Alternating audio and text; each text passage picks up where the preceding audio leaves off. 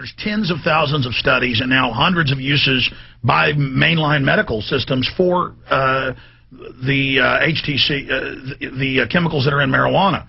But then you don't take Prozac, but you like to smoke a little bit of marijuana. And you're a criminal. And you're I mean, it's ridiculous. It's because they can't control it. It's because it's a plant. It's that simple. It's like you can't control people growing a plant. So you have to make that plant illegal. You can't patent it. You can't, pharmaceutical companies, if it's going to kill, 100 of their different products, if marijuana is a healthier, more natural substitute for 100 of their products, they fight against it. What's really fascinating is that Schedule I drugs in this country, the ones that are the most illegal, oftentimes are the safest. Marijuana, Schedule I drug. Never killed anyone, but Prozac. Exactly. They admit over 300,000 deaths a year from prescription drugs. Well, even crystal meth, heroin, those are Schedule II. Cocaine is Schedule II. Marijuana is more illegal and supposedly more dangerous than all of them. Meanwhile, it's never killed anyone. But I always use this statistic. 150 people die every year because coconuts fall on their head. 150. Zero from pot. Well, a statistic we use whenever they're trying to ban guns using school shootings, and this has been the same every year for decades, there are more football deaths than school shooting deaths every single year. Here's a statistic I always use when people talk about mixed martial arts, how dangerous it is. More people have died from girls cheerleading since 1984 than have died doing martial arts. It's those big pyramids they do. They're like 20 feet in the air and fall in there. Throw them. Yeah. 4 people have died. 4 girls have died since 1980, I think 82 or 84. It's something like 30-something a year die in high school football. Yeah.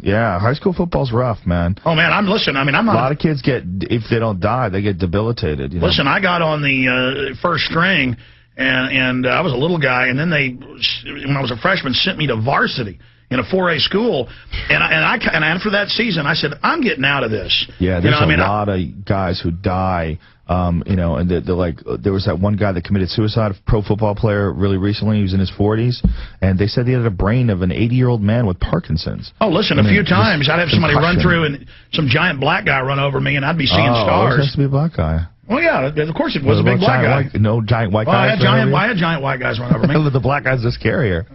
Well, no, it just yeah, I guess. Well, no, that's who tended to run over me. Yeah. The white guys kind of let you alone. No, they ran over me too. They just. But I think the few times I got my bell really got my bell rung, it was a black guy. Well, there you go. The black athlete. Yep. They're taking over. What's happening in Ultimate Fighting with the athletes? Well, the UFC is, right now, it's a really exciting time. There's a lot of great fights going on. There's a lot of great champions. Next weekend is huge. It's BJ Penn versus George St. Pierre. BJ Penn is the 155-pound champion, and George St. Pierre is the 170-pound champion, and both of them are pound for pound in the top, 3 or 4 guys in the world. They're the elite. So they're little and they're super powerful. Yeah, well, George St. Pierre is really about 185, 190, and he diets down to 170, whereas BJ really walks around at like 165, and he bulked up to go to 170. So they're meeting in the middle. They're meeting at 170, and I think it's just an awesome fight. Just 2 guys that are just born to do this, It's going to be incredible. So you're Alex Jones. You're pretty excited about that. You want to go? You want to go? Want to go to the UFC? Does the wife let you escape to Vegas for the weekend? My wife lets me do whatever I want. Look at you animal. Okay, I'll go to Vegas for the fight. If you want to go, I'll hook it up. Hook it up? I'll hook it up.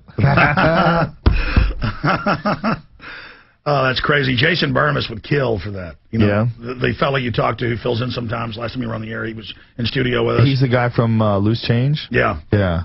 Now, what did he do with Loose Change? Was he... He did a lot of it.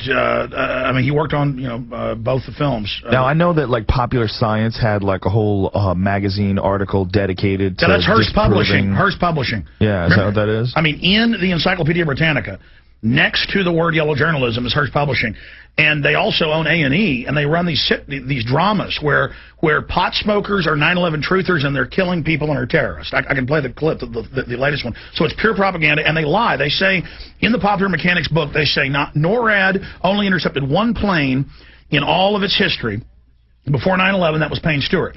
And then we go and get the NORAD records, and the NORAD spokesman, after Payne Stewart, bragging, in this year, we've already intercepted 167 aircraft. Now, everybody knows, pilots know that if your plane gets off course around a storm, they send up F-16s. So that's one lie. They also said that Building 7 fell because the fuel tank blew up.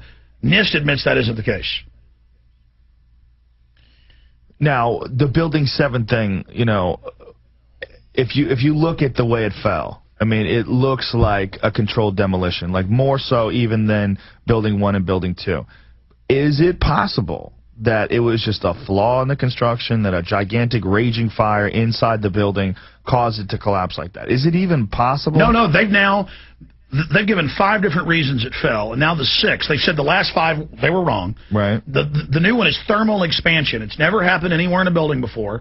But that's not even the issue. We have all these firefighter and police videos now where they're saying, get back, they're going to blow it up, get back, and then BBC... So do you think that they set it up like when they were building it like this? I believe they meant to fly the Pennsylvania plane into it, and something happened. And I had Pentagon people tell me that the Pentagon refused orders and did shoot the plane down, and that they meant later in that morning to have Flight 93 fly into it, so it was already wired, and that was the CIA headquarters.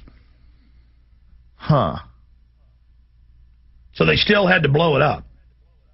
So, but this is what I don't understand. Do you believe that it was rigged, like just prior to the attacks, or do you think that it was constructed with all this explosives in it? Like, how do you think that? Well, we found out. I mean, if you want me to go through it, I could have you back for an hour sometime and have the physicist and scientist on. It turns out that they did special construction, and that NASA and then the very guys on NIST who are doing the cover-up are the experts on a putty thermite that they use to discouple rockets in their stages. Right. And that it's explosive. It cuts through things instantly. But they had to get through to the frame of the building to install this stuff, right? In 1999, they did a remodel and added new fireproofing and used a special company connected to the group. So they set this up from 1999 and they waited until... Stay there. Here we go.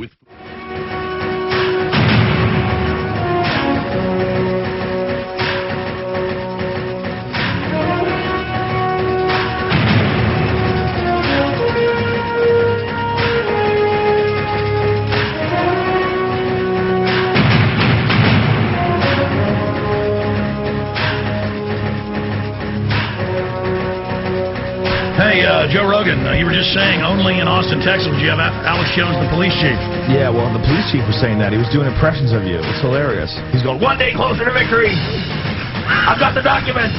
The police chief's out there. And I noticed he brought bodyguards, though. He's a little nervous of you. Nervous of you? What? He knows you're the ultimate fighting commander. I'm just a talker. I just talk. You know, Joe, I know people that know you, and you actually go to the gym. I mean, you get into big stuff with big guys. You actually train with the police, actually. You said a lot of cops. Yeah, I mean, you're pretty. And haven't you won some awards? When I was younger, yeah, I won a lot of Taekwondo tournaments and some kickboxing fights. But yeah, I haven't done that in a long time. I haven't competed in, several decades. And I had Chuck Norris on, and I said, "Who would win between you and Bruce Lee?" And he basically said, "Bruce Lee was just an actor. I'm a champion. What do you think would happen?" Yeah, it's kind of true. Yeah. If I had a bet on Chuck back in the day. Chuck was a badass. I was a huge Chuck Norris fan. When Chuck was 30 years old, how would he have done an open fighting? He'd have got his butt whipped because of the grappling? Well, he would have learned it, you know, for sure. Guaranteed. If there was mixed martial arts around when Chuck Norris was around, when he was competing, definitely he would have learned it. And, a guy who's a champion in anything, whether you're a champion in boxing, whether you're a champion in wrestling, most of it is your ability, your mental focus and your ability to figure out what you need to do to get great at something, and you can do that. If you're good at boxing, you can be good at jiu-jitsu. It's the same thing. You just have to, apply that same focus. I mean, there are certainly sports where someone has physical advantages, like... Hey, guys, rotate the camera around so we can see the police chief in there. Rotate... well, let's get some of the guys out of the studio first so we have room. Let's rotate the camera around so we can see the police chief in there. No, this is the camera to rotate. If you rotate camera Alex is worried you're going to put him in a FEMA camp. If you put him in a FEMA camp, could it please be air conditioned? Here, rotate it around. Oh, I asked him. And listen, I asked him last time. I said the feds said... Look, I've got a woman going to a FEMA camp charged under the Patriot Act, L.A. Times, for spilling a Bloody Mary on a plane. I've said this to you before, and I'm going to say it again. Maybe that chick was a douchebag.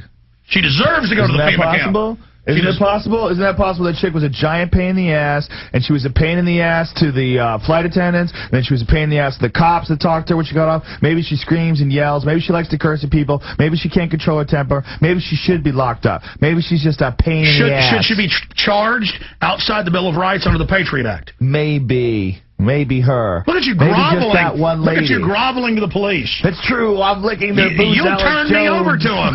Listen, it's like I'm doing it for the. I want the upper floor in the FEMA camp. Hey, let me tell you I want the view. It's like O'Brien. Winston thinks O'Brien's his friend, and when he's in the FEMA camp jail... Who's O'Brien and who's Winston? The guy that tortures him in 1984. O'Brien walks in, and he says, "They got you too?" And he said, "They got me a long time ago."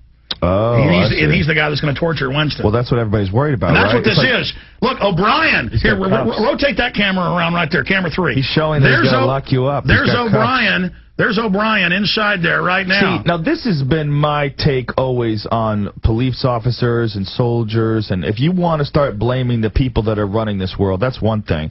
But cops aren't getting paid for that. They're not the ones that are profiting off of it. And narcotics officers never plant drugs on people. Well, I think there's certain